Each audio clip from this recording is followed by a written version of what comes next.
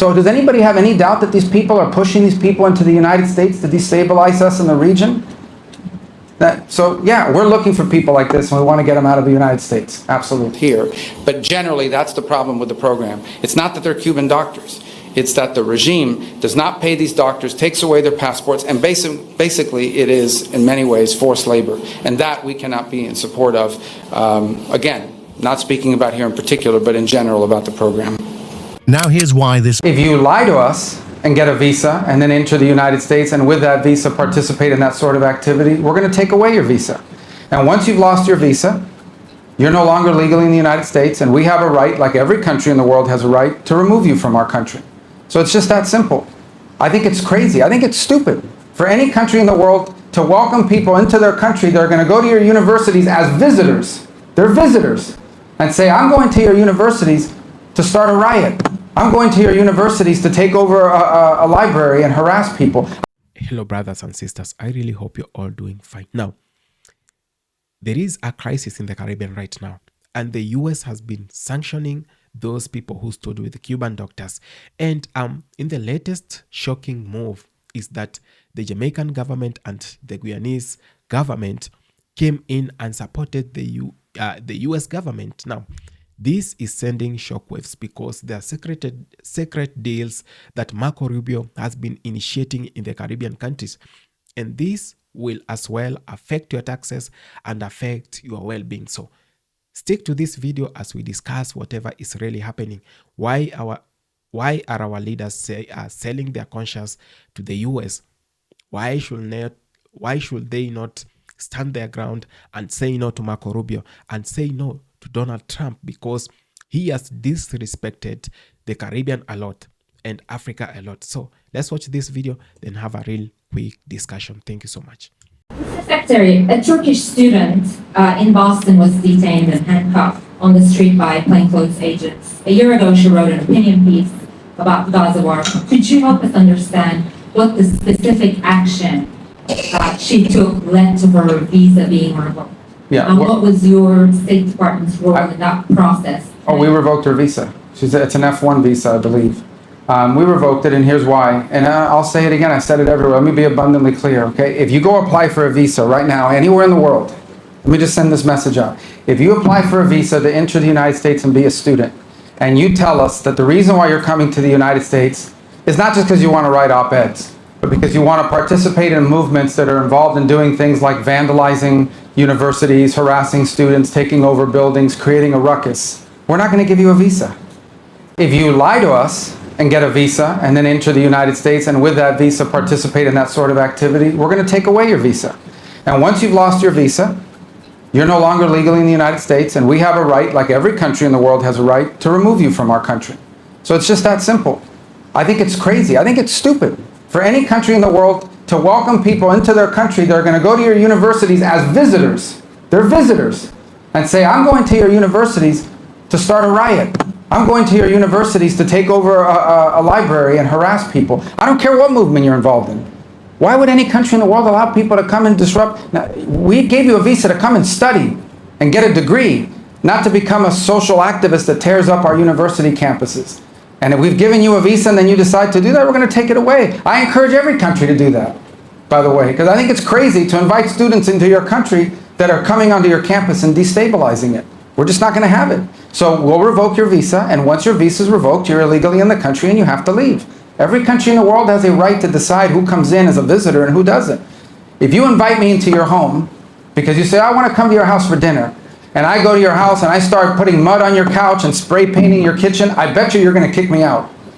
Well, we're going to do the same thing if you come into the United States as a visitor and create a ruckus for us. We don't want it. We don't want it in our country. Go back and do it in your country. But you're not going to do it in our country. Sure. Just tell me your follow-up and I'll tell it. And then, depending on your question, I'll answer it or not. How's that? No, she had can I get her follow-up real quick? Yeah. Go ahead. Could you confirm, there's no reporting that 300 visas, State Department has revoked 300? Maybe more. It might be more than 300 at this point. We do it every day. Every time I find one of these lunatics, I take away their visa. You're saying it could be more than 300? Sure. I hope. At some point, I hope we run out because we've gotten rid of all of them. But we're looking every day for these lunatics that are tearing things up. And by the way, we want to get rid of gang members too. So Venezuela sent us a bunch of gang members. I'm sure you've heard of Tren de Aragua, Mr. President. Terrible gang, vicious gang. They flooded in there. Yesterday, just so everybody knows, yesterday, one of these gang members who was involved in New York City in attacking a police officer was deported back to Venezuela because they're now taking flights again, you know, because of some strong measures we've taken. And this guy lands, this guy's a guy that attacked a police officer in New York City and laughed about it in court with a smirk on his face. When he gets off the plane in Venezuela, he's welcomed by this character named Diosdado Cabello. I don't know if you've heard of this guy. And he welcomes in hugging the guy. So does anybody have any doubt that these people are pushing these people into the United States to destabilize us in the region? So yeah, we're looking for people like this and we want to get them out of the United States. Absolutely. In a closed-door meeting in Kingston that could have gone terribly wrong, Jamaica stood firm and walked away with a win. U.S. Secretary of State Marco Rubio came to Jamaica with questions, pressure, and a message. The United States has serious concerns about Cuba's medical program and the countries that benefit from it. The quiet threat, visa bans, economic pressure, punishment. But what happened inside that room likely surprised even seasoned diplomats. Prime Minister Andrew Holness didn't flinch. He calmly laid out Jamaica's case. We follow the law. We respect international labor rules.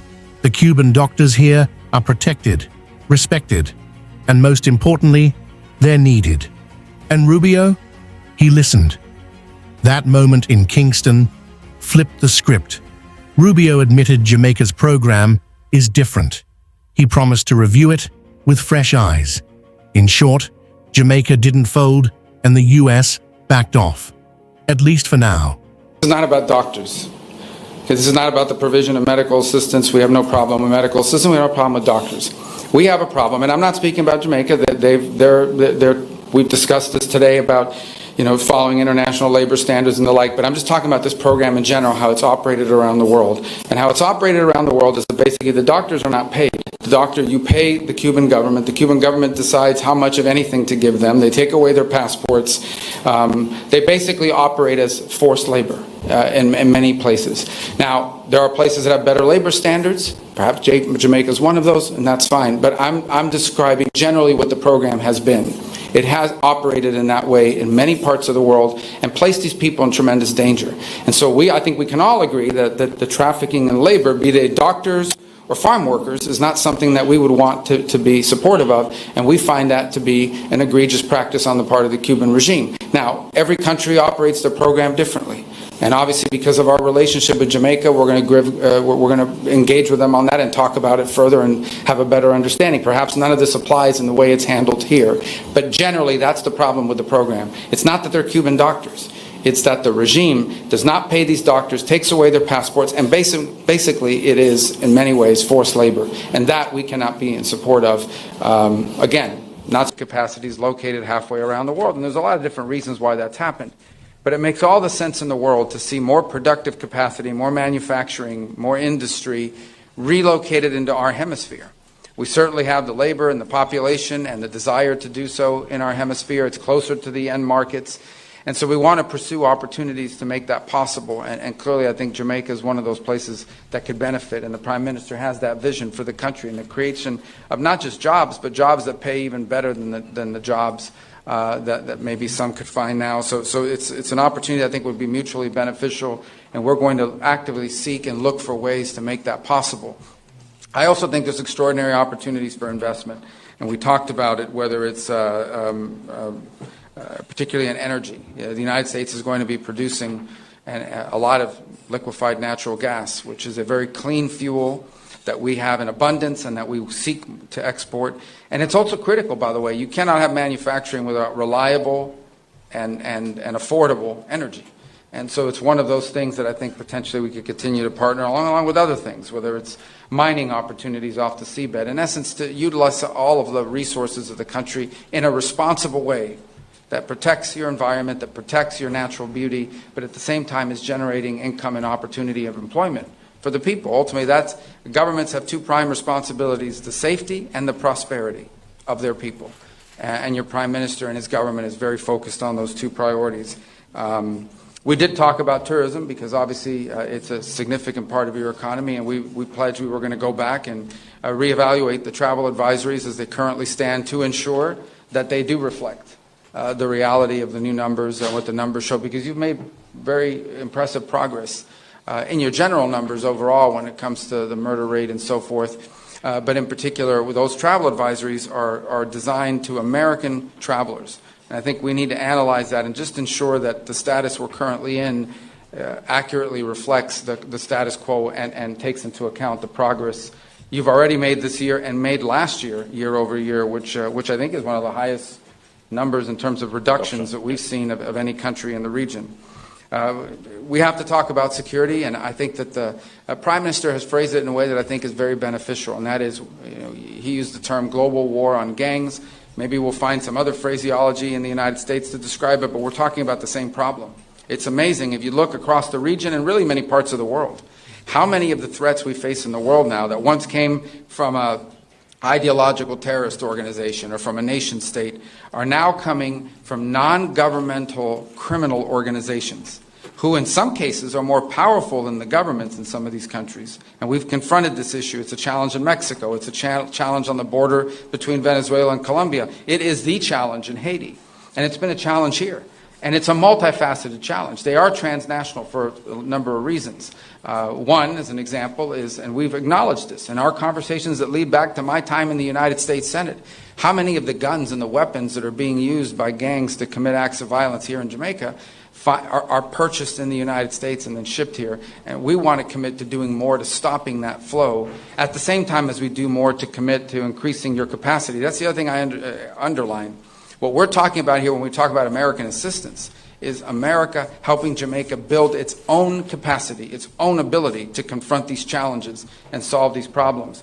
Because security is a baseline for everything. And to that end, we have some good things to announce today here. We've the Jolt Fusion Center that is starting up again, and that's been even further strengthened. That's going to help address lottery scamming. We can announce this synthetics detection equipment for Jamaica's forensic labs. Another counter-gang recruitment program that we seek to launch as a result of our visit here today. And announce something that I think is really important, and that is software, intelligence software for the law enforcement here in Jamaica to combat gangs, things like night vision goggles as well, technology, and we look to do more. And on that end, let me touch on a topic that we talked about just a little bit. Well, I'll touch on one other topic, then I'll get to this final one. You mentioned upskilling and helping. How can we? It's a topic we hadn't touched on directly, extensively before. We talked about it today. We seek to go back and find ways that we can partner to create opportunities for skills training, so that if those companies, and we can attract those companies, if we can attract whether it's a logistics center or manufacturing to come to Jamaica, there's a workforce that's been equipped with the skills needed. Now, we face this challenge domestically as well. We need to do that ourselves, but there may be things that we can do in collaboration with one another. And this touches on the issue of aid, very controversial in the United States, but it's one of the reasons why I wanted to come here today, because it in many ways highlights exactly what our vision for aid moving forward is. The United States is not getting out of the aid business. We are going to be providing foreign aid. The difference is we want to provide foreign aid in a way that is strategically aligned with our foreign policy priorities and the priorities of our host countries and our nation states that we're partners with. In essence, how that would work, how it has worked in the past, is USAID or some other entity would come into a country and say, this is what we think you need. And then they go out and hire an NGO that maybe are the ones that convinced them that that's what you need, and they give them a bunch of money and they come into the country and they do things. Some of these programs are fine. They're nice things. Other times, not so much. Nonetheless, that's how it used to be. How we want it to be in the future is that our embassies are involved with the host government, our hosts, our partners, and we ask them, what are your needs? And we provide assistance geared towards the needs of the nation states that are hosting us and that we're partnering with. At the end, our partner in Jamaica, our partner all over the world, is the government. It's the host governments who have a clear vision for the future. And to the extent that our foreign aid can be helpful, it is in furtherance of what the people of your country have elected you to carry out. Here, there are a lot of things. We've just described some of them. What should our foreign aid be geared towards? It should be geared towards looking for opportunities to increase skills training, looking for opportunities to attract investment and business and trade, and looking obviously for opportunities to expand on your own domestic intelligence capabilities. We are going to have foreign aid that is aligned to our foreign policy, and our foreign policy is going to be aligned to our mutual shared interests with the partners that we have all over the world. And I can tell you, Jamaica is an incredible partner to the United States. It's very cooperative on a number of fronts, and we will continue to work together, and we're going to work closer than we've ever worked before, because we are now going to have U.S. programs for foreign aid that are going to be aligned with the vision that you've elected your leaders to carry out for your country, and that benefits us both. And so I thank you for the opportunity to visit with you here today and talk about these things. I'm excited that we're going to be able to follow up on a lot of them and show real progress. The message that I've wanted to send in my travels, I've had to travel a couple of other places, but I've been to the hemisphere now twice, is very simple, and that is that the United States wants to ensure that when countries are cooperative and work with us and partner with us and constantly seek ways to engage us, that leads to positive results and outcomes. It's not, you can call it rewarding, but what it really means is it has to be a mutually beneficial relationship. And we want countries in the world, and we want countries in the region to identify being close to the United States as something that is beneficial and helpful to develop, helpful to grow, and frankly helpful so that one day many countries can serve, and I think Jamaica is already doing this, as a model of what other countries would seek to emulate, whether it's on security, on trade, on investment, on skills acquisition and improvement. These are the things that we want America's relationship with our partners to look like. And I can think of no better friend in the Caribbean and frankly in the Western Hemisphere than Jamaica and your government, Mr. Prime Minister. And so we thank you for this chance to visit with you so early. And as I... Hello, brothers and sisters. I really hope you're all doing fine. Now, I've been watching clips from Jamaica and the Marco Rubio and Andrew Holness combined statement that the US is going to work with Jamaica and the Caribbean and all that stuff. Now, I did a video talking about how Marco Rubio has been obsessed with the Caribbean and Cuba. He's a Cuban who has a greater obsession with the Caribbean. Now, when Donald Trump ascended to power, a lot of things have been happening, right? And we have been seeing they're trying to push the Cuban doctors who work in the Caribbean out back to Cuba. They have been saying how they are being oppressed and being underpaid and mistreated in the Caribbean part of the world, right? Now, we saw the Caribbean leaders coming out and condemning this, except for Guyanese president and the Prime Minister of Jamaica, who remained quiet over the issue. But Barbados gave a statement, St. Kitts gave a statement, and all these other countries came out and gave their statements that they stand with the people of Cuba. Now, there is need for us to talk about how the black countries in the world behave. And I really do have a problems for those leaders who cannot say no to Donald Trump or the Western leaders. You know, it is very sad to see our countries sinking and sinking. There is no way someone will harass you. Someone will show you disrespect. Indeed, they said they are going to scrap and revoke visas for some of the Caribbean people living in the US because their leaders had defied their orders to kick out the Cuban doctors. Then later on, the same leaders, the Jamaican Prime Minister and all other these leaders, now they call for a press briefing. Now, Marco Rubio comes in, and you can see in the whole of that interview, Marco Rubio even did not take a serious question to say or to answer on why some of the illegal migrants from Jamaica and the Caribbean are still facing a crisis of deportation in the US. He said that they are only going to do whatever is right for the people of America, and that they are going to impose their policies without fear and favor. Now, there is really need for us to talk about this because I feel like sometimes our leaders do fail us big time. You might be saying everything that you're saying right now, but I want to remind you something that the US, the Western countries, have never respected all these other leaders, all other these countries.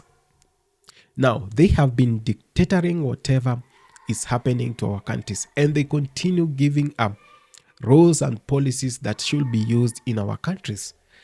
There is no any single leader who has come out to say no. When the Caribbean was standing against whatever was happening. Now, the US has always been having a problem with Cuba, right? From the years. Now, here comes Marco Rubio, who comes from Cuba and is so obsessed with the leadership of Cuban government. Now, the other way around, even in his first term, Donald Trump was obsessed with how Cuba was working, right? And now here is the United States secretary, and who comes from that country, and who really wants to see things done in his own way. Now, he starts by giving orders. He starts by saying that all those nurses in the Caribbean from Cuba should go back to their country. Now, leaders comes out and say, no, we do not want this because these people have been part and parcel of our countries. They helped us throughout the crisis, the COVID-19 crisis, and we pay them in dollars. We pay them more than they were being paid in their countries, and they're much okay here. What's your problem? So then the Donald Trump administration says that any leader who is going to oppose this will have his or her visa revoked, so they will not be able to travel to the US. And the leaders say, you know what? We do not want your visa. You can keep your visas. We can travel to Africa and to other parts of the world. And they say, okay, you know what, Marco Rubio, you should go there and talk to them. These people must do whatever we say. They go and they find the Honorable Prime Minister of Jamaica, and he says yes to everything from the US when other people are saying no. So if we cannot have assertive leaders, those leaders who can stand their ground and say no to the US policies, those leaders who are going to stand their ground and say no to the oppression, then we still have a long way to go. I tell you today, I know you might be from JLP party or PNP party or from whatever, but I tell you today, if this still continues this way, the Caribbean has a long way to go, just like Africa. I thought the Caribbean is going to give direction on how things should be done. There is need for us to stop worshiping the US, to stop worshiping France, to stop worshiping the Western leaders and the Western governments. We have a real big problem in Africa and in the Caribbean. I now see that. I was seeing how Marco Rubio was responding to questions. That person has no respect for even the leaders of the Caribbean countries. So when you come out and say our government is going to work with the US and all that other stuff, of course the government of US is going to look for partners to work with, and it must come to the Caribbean. Where are they going to dispose their goods? Where are they going to dispose their market? So they just will still come. Even if you say no to their policies, they will still bring their goods to the Caribbean. So I do not see any need for us or for our leaders worshiping the Western leaders. And this is the biggest problem we have in Africa. It is the biggest problem we have in the Caribbean, that we have never found a leader who can say no. So after someone trying to insult you, after someone trying to harass you, trying to sanction you, then he comes and, hey, oh my goodness, this is so sad. It is so sad in the fact that I was even trying to go through the memorandum of understanding that they signed, and there are a lot of secret deals that they are making. And This only means that the taxpayers' money is going to be misused in a way. They're talking about the USAID and all this other stuff. And to be honest, I don't see the need of your countries being given the USAID. I do not see the need for you depending on the US government to fund your projects in your country, because you do have a population, right, that pays taxes. But instead of using the taxes well, you steal everything, then ask from the US to help you. Then after that, you'll have to do everything that the US government asks you to do. The same to Africans here. They misuse countries of a population of 50 million people, but still borrows. You ask yourself, why are they borrowing? You have the same manpower. You have everything that you need. You have people who have skills, people who pay taxes. And what else do you need? What else are you going to ask from Russia? What else are you going to ask from the US? I pity Nigeria. I pity Ethiopia. I pity the whole of Africa. What went wrong? What went wrong in the Caribbean? We have countries with people who are paying taxes.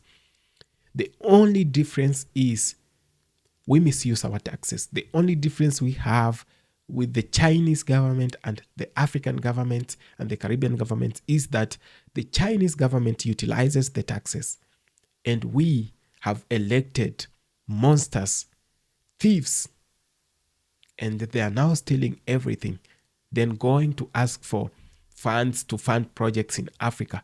Then after those funds are deposited into the government coffers, they are still steal. So we still have a long way to go. Jamaicans, Caribbeans, Africans, it is a way long journey to go.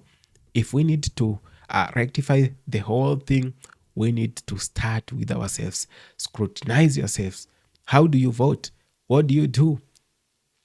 How do we elect our leaders, right? And who are we electing into power? Ask yourself that question. Thank you so much for having taken the time to watch this video. See you in our next episode.